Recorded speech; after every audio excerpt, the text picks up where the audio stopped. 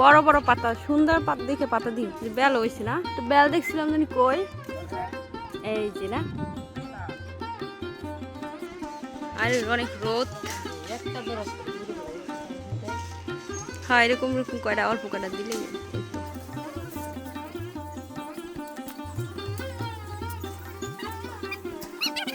Bell গাছটা তো অনেক বড়।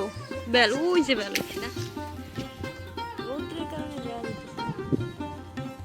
কই দেখি এদিক তাকাও, আমার দিকে তাকাও, কই বেলপাতা দেখি কই। চলো চলো বাসা যাই, পূজা দেবো আমরা।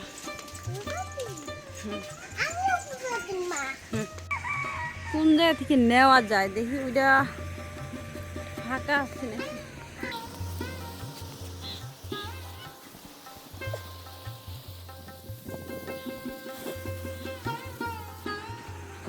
লাগতো না,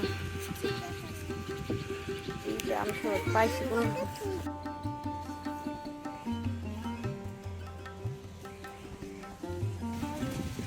আমাদের ফুল গাছে অনেকগুলো ফুল ফুটেছে, আর ওগুলোই আমি পুজোর জন্য নিয়ে নেব।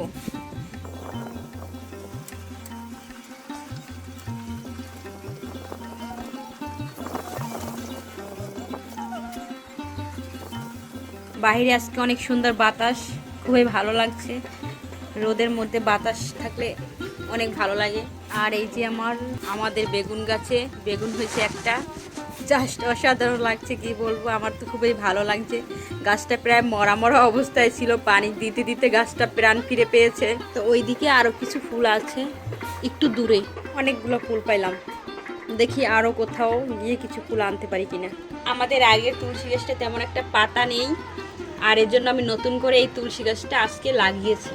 এদিকে আমার অনেকগুলো ফুলের চারা আছে, তারপর লজ্জাপতির চারা। এই যে লজ্জাপতি পাতা, গাছটা অসাধারণ, ধরলে একেবারে লজ্জায় লাল হয়ে যায়, নতুন বউয়ের মতো। আমি আর মেঘা গাছ থেকে এগুলো নিয়ে আসছি, যে অনেকগুলো বেলপাতা আছে আর 2টা আমশরত আছে, তারপরে ভিতরে তুলসী পাতাও আছে। আর কিছু দূর্বা তুলতে হবে আমাদের, ওটা এখনো তোলা হয়নি। আর এই যে আমি সবকিছু ধুয়ে রেখেছি। আর এই তো আমাদের ঠাকুরের ফটো। অনেকদিন থেকেই ভেবেছি যে আমি একটু বাসায় পুজোর আয়োজন করব, একটু মোটামুটি বড় সড়ো করেই, তো এখন পর্যন্ত হয়ে ওঠেনি। তাই আজকেই হুট করে আয়োজনটা করে ফেললাম, কেননা কোনো কিছুই রেখে দিতে নেই, এর জন্য আমি হুট করেই আজকে পুজোর আয়োজনটা সেরে ফেললাম। তো গাইস, এখানে আমি পুজোর জন্য 5 রকমের ফল নিয়ে আসছি আর মিষ্টি নিয়ে আসছি। তো মোটামুটি আজকে এগুলো দিয়েই পুজোর আয়োজন করা হয়েছে। মানুষের জীবনে সুখ দুঃখ এগুলো তো থাকবেই বলো, তারপরেও তো নিজেদেরকে সুন্দর মতো করে জীবনটা এগিয়ে নিতে হবে, গুছিয়ে নিতে হবে। এর জন্যই তো মানুষের সত্য চেষ্টা করা সবকিছু নিয়ে। তো গাইস, এখানে আমি পুজোর জন্য প্রথমে আপেল কেটে নিচ্ছি, আর এরপরে আমি কমলা ছিলে এখানে রেখে দেবো। এরপর বাকি ফলগুলো আমি এক এক করে এখানে কেটে নেব। আমাদের বাসায় যদি কোনো অনুষ্ঠান হয়, তাছাড়া পুজো বা অন্য যে কোনোই অনুষ্ঠান হোক না কেন, আমার মেয়ে সব থেকে বেশি খুশি হয়। দেখো না, ওকে সাথে নিয়ে ফুল তুলসী পাতা সব কিছু তুলে নিয়ে আসছি। আর ওকে যদি বলি মেঘা চলো পুজো দেবো, তো ও একবারে দৌড় শুরু করে দেয় যে চলো কি করতে হবে, আমাকে বলো, এটা করব, আমি সেটা করব, তোমার সাথে এটা করব, ওটা করব। মানে বাচ্চাদের খুশি দেখলে তো আমাদের সবারই মন ভরে যায়, ওদের নিয়েই আমাদের যত খুশি। তো গাইস, এখানে পুজোর জন্য সমস্ত কিছু আমার আয়োজন করা হয়েছে। দেখো, আমার মন্দিরটা অনেক ছোট, তারপরও আমি আমার এই ছোট্ট মন্দিরটাকে সুন্দর করে গুছিয়ে সাজিয়ে নিতে চাই। তো এখানে ঠাকুরের ভোগের জন্য মিষ্টি দিয়ে দিচ্ছিলাম, এখানে 2টা মিষ্টি দিয়ে দিয়েছি, কারণ আমার পেটটা একটু ছোট হয়ে গেছে, এর বেশি মিষ্টি আর ধরে না। তো বাকিগুলো প্যাকেটে রেখে দিয়েছি। তো এবার সুন্দর করে মন্দিরটা সাজিয়ে নেব। ছোট হলেও যদি গুছিয়ে সুন্দর করে সাজানো যায়, তাহলে অনেক সময় দেখতেও খুবই ভালো লাগে। দেখো, আমি ঘট বসিয়ে নিলাম, আর ঘটের উপর আর প্রয়োজনীয় ফুল, দুব্বা, তুলসী পাতা, বেলপাতা সব কিছু দিয়ে দিচ্ছি। আর এরপর আমি সমস্ত ফুল দিয়ে কালারিং ফুল দিয়ে আমি আমার মন্দিরটা সাজিয়ে নিচ্ছি। আমার মন্দির হলো আমার স্বর্গ। তো আমার যেটুকুই সামর্থ্য আছে, আমার সেরকম অনুযায়ী আমার এই মন্দিরটা আমি তৈরি করেছি। এর আগে তো আমার মন্দিরে এই জায়গাটায় মানে ঢাকায় কিছুই ছিল না, বাড়িতে সব কিছুই রয়েছে, কিন্তু বাড়ি থেকে আর আনা হয়নি। তো এজন্য আমি ঢাকায় বসে সব কিছু মন্দিরের টুকটাক কিছু কিনে নিয়েছি। এখানে আমার আরও অনেক কিছু মন্দিরে কিনতে হবে। তো দেখো, মন্দিরটা আমি কত সুন্দর করে নিজের হাতে সাজিয়ে নিচ্ছি। তো গাইস, প্রিন্সের বয়স 14 দিন হওয়ার পর ও অসুস্থ হয়ে পড়ে, আর হঠাৎ করেই ও অসুস্থ হয়ে পড়ে, আর ওকে নিয়ে হাসপাতালে আমাদের 3 দিন থাকতে হয়। তো তখন ভাবলাম যে বাসায় গিয়ে একটু পুজো দেবো, কিন্তু পুজোটা আর দেওয়া হয়ে ওঠেনি। তো পুজো আর দেওয়া হয়ে ওঠেনি। তো ভাবলাম যে আজকে হুট করে পূজার আয়োজনটা করে ফেলি, কারণ কখনো কোনো কিছু ফেলে রাখতে নেই। এজন্যই আর কি বিশেষ করে এই পুজোর আয়োজনটাই হুট করে করে ফেলেছি। আমি আমার পছন্দ অনুযায়ী আমার মন্দিরটা সাজিয়ে নিচ্ছি। আমার মন্দির হলো আমার স্বর্গ। হয়তো তেমন একটা কিছু নেই মন্দিরে, তেমন করে আমি সাজাতে পারিনি, গুছাতে পারিনি, আর হয়তো আমি ঠিক মতো করে ঠাকুরের পূজাও করতে জানি না। তোমরা সবাই আমাকে মাফ করে দিও। তো ঠাকুর একটু আমি তিলক চন্দনে ফোঁটা দিচ্ছিলাম, এবার আমিও একটু তিলক পরে নিলাম। তো আমি সব কিছু সাজিয়ে সুন্দর করে গুছিয়ে নিচ্ছিলাম। এখানে প্রদীপটাও আমি জ্বালিয়ে দেবো, এজন্য প্রদীপটা ঠিক করে নিচ্ছিলাম, তেল দিয়ে দিচ্ছিলাম প্রদীপের মধ্যে। সব শেষে আমি একটু চন্দনের ছিটা দিয়ে দিচ্ছিলাম। এদিকে আমার সাজানো গোছানো হয়ে যাবার পরে মেঘামণিও চলে আসে আমার পুজো দেখতে। ও সব থেকে বেশি খুশি হয় যদি আমি পুজো দিই, পুজোর আয়োজন করি। তো আজকের আয়োজনটা একটু যদিও ভিন্ন রকম, এজন্য ও আরও বেশি খুশি হয়েছে। ও আমার কোলে এসে একেবারে বসে পড়েছে পুজো দেখার জন্য। তো গাইস, আমি মেঘাকে একটু তিলকের ফোঁটা দিচ্ছিলাম। তিলকের ফোঁটা দেওয়ার পরে আমার মামনিকে কত কিউট লাগছে দেখো তোমরা। আর এদিকে আমি প্রিন্সকেও নিয়ে আসি। প্রিন্স দেখো সব কিছু তাকিয়ে তাকিয়ে দেখছে, ও ভাবছে আজকে কি আছে আমাদের বাসায়। তো ওকে একটু তিলক পরানোর চেষ্টা করতেছিলাম, কিন্তু ও কিছুতেই তিলক পরবে না, এদিক ফিরবে না। ও শুধু মন্দিরের দিকে তাকিয়ে তাকিয়ে দেখছে যে ধূপকাঠি জ্বলছে, মোমবাতি জ্বলছে, তারপরে ফুল দিয়ে সাজানো। তো অনেক কষ্টের পর ওকে একটু তিলকের ফোঁটা দিচ্ছি। ও শুধু তাকিয়ে তাকিয়ে দেখছে। তো ফাইনালি মেঘা ও প্রিন্সকে সাথে নিয়েই আমি পুজোটা শেষ করলাম। তো আজকের পুজোটা বিশেষ করে আমার প্রিন্সের জন্য, সবাই ওদের জন্য আশীর্বাদ করবেন যেন ওরা ভালো থাকে, সুস্থ থাকে। তো এদিকে পুজো শেষ করে রান্নাবান্নার আয়োজন চলতেছে। এখানে আমার শাশুড়ি মা বেগুনি ভাজতেছে। তো এখানে আস্তে আস্তে বেগুন ভাজি করছিল আমার শাশুড়ি, আর ছিল হেলেংসা শাকের চপ। তো দেখো কত সুন্দর মসমসে হয়েছে, একেবারে আস্তে আস্তে বেগুনের চপ, ছোট ছোট গোল গোল বেগুন আস্তে আস্তে খুব সুন্দর হয়েছে দেখতে, আর খেতেও খুব ভালো হয়েছে। তো দেখো আমি খেয়ে দেখাচ্ছি তোমাদেরকে, জাস্ট অসাধারণ হয়েছে।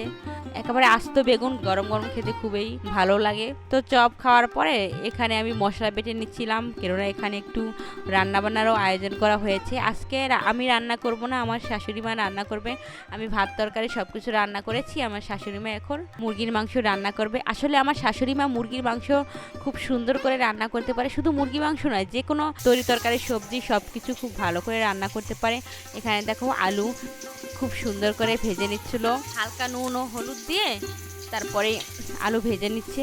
আর এপাশটায় মাংস মেখে নেবে। প্রথমে দিয়ে দিল মাংসের ভিতর লবণ, তারপরে আদা বাটা, তারপরে জিরা বাটা, আর এরপরে দিয়ে দেবে হলুদের গুঁড়ো। খুব সুন্দর করে মেখে নিচ্ছিল হাত দিয়ে, কেননা হাত দিয়ে মেখে নিলে হয় কি মশলা মাংসের ভিতর খুব সুন্দর করে প্রবেশ করে আর খেতেও খুব সুস্বাদু হয়। আর এপাশে আমি পেঁয়াজ কুচিয়ে নিচ্ছিলাম। আমি শুধু মশলা বাটাবাটি করেছি, আর মাংসটা রান্না করেছে আমার শাশুড়ি। তো দেখো আলু ভাজা হয়েছে, কত সুন্দর লাল লাল করে আলুগুলো ভেজে নিচ্ছে। এবার মাংসগুলো ভেজে নিতে হবে। মাংসগুলো কষানোর আগে আলাদা করে ভেজে নিতে হবে, তাহলে মাংসের গায়ে যে জলটা, বাড়তি জলটা থাকে, ওই জলটাও টেনে যাবে, তারপর খেতে খুব সুস্বাদু হবে। আমার শাশুড়ি মা সবসময় এইভাবেই মাংসটা রান্না করে, এই কারণে আরও বেশি টেস্ট হয় খেতে। তো দেখো মাংস থেকে কতটা পরিমাণে জল বের হয়েছে, আর ওই জলগুলো সেকে রেখে দিয়েছে, কেননা ওই জলগুলো টানতে অনেক সময় লাগে। মাংস মোটামুটি ভাজা হয়ে গেছে, এবার রান্নার প্রস্তুতিতে চলে যাচ্ছে। এখানে দিয়ে দিয়েছে তেজপাতা, দারচিনি, জিরে, এলাচ, এরপরে আবার দিয়ে দিচ্ছে এর মধ্যে পেঁয়াজ কুচি দিয়ে খুব সুন্দর করে তেলের পার ভেজে নিচ্ছিল। পেঁয়াজটা খুব সুন্দর করে বাদামি করে ভেজে নিতে হবে, তা না হলে কিন্তু পেঁয়াজের কাঁচা গন্ধটা থেকে যাবে। তো দেখো গাছ কত সুন্দর পেঁয়াজটা একবার বাদামি, গাঢ় বাদামি করে ভেজে নেওয়া হয়েছে। এবার এর মধ্যে দিয়ে দিচ্ছে আদা বাটা, রসুন বাটা, তারপরে জিরা বাটা, যাবতীয় যত কাঁচা মশলা বাটা আছে সব কিছু এর মধ্যে দিয়ে দিচ্ছে।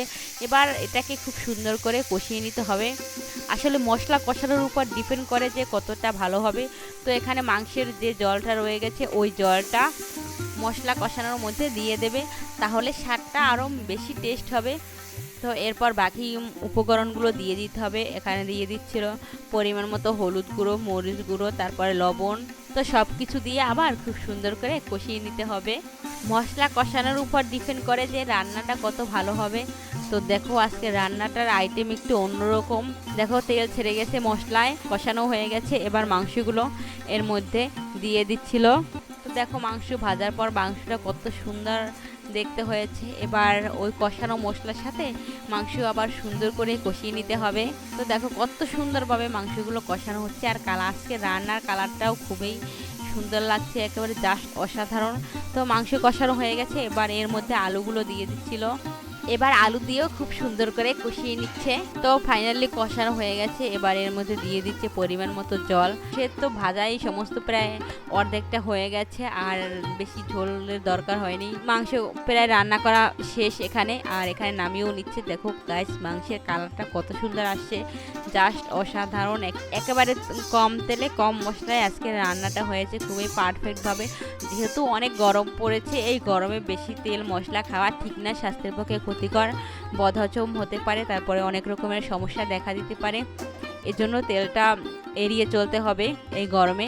তো দেখো কত সুন্দর রান্নাটা হয়েছে, একেবারে পারফেক্টভাবে কালার আসছে। আসলে আমার শাশুড়ি মায়ের হাতের রান্না অসাধারণ। যদি তোমরা কখনো খেয়ে দেখতে পারতে তাহলে বুঝতে পারতে। আর এখানে রান্না তো শেষ, এবার আমি ভাত বেড়ে নিচ্ছি সবার জন্য। আর এখানে আমি টমেটো তারপর লেবু কেটে নিচ্ছি ভাত সালাদ করার জন্য। তো গরম ভাতের সাথে আর গরম ভাত গরম মাংসের সাথে তো লেবু, একটুকরো লেবু না হলে জমে না আর এই গরমের মধ্যে। তো সবাইকে আমি এখানে খেতে দিয়েও দিয়েছি। দেখো মেঘামণি খাচ্ছে, তারপরে মেঘার বাবা অমিত, তারপরে মেঘার দাদু ঠাকুরমা সবাই এখানে বসে খাচ্ছে। তো আজকে রান্নাটা খুবই ভালো হয়েছিল, জাস্ট অসাধারণ। সবাই খুব ভালো খেয়েছে, একেবারে পেট পুরে খেয়েছে। গাইস তোমরা চাইলে এভাবে খুবই সিম্পলভাবে তেল মশলা ছাড়া বাসায় রান্না করে দেখতে পারো, তোমাদের খুবই ভালো লাগবে, আর বাচ্চারাও খুব ভালো খাবে। যেহেতু বাচ্চারা ঝাল খেতে পছন্দ করে না, এই জন্য একেবারে পারফেক্টভাবে রান্নাটা হয়েছে। অসাধারণ গাইস, মা রান্না করেছে সেই হয়েছে, সেই টেস্ট। তো গাইস আজকে রান্নাটা খুবই ভালো হয়েছে, একেবারে পারফেক্টভাবে মুরগির মাংসটা রান্না করা হয়েছে। আর মেঘামণিও খুব ভালো খাচ্ছে, হাত দিয়ে ধরে ধরে দেখো একা একা। তো ওরও খুব ভালো লেগেছে, তেমন ঝালও হয়নি, তার মধ্যে খেতে খুবই সুস্বাদু হয়েছে। তো গাইস আজকের ভিডিওটি এ পর্যন্ত। সবাই ভালো থাকো, সুস্থ থাকো, দেখা হবে পরবর্তী নতুন কোনো ভিডিওতে। ধন্যবাদ সবাইকে।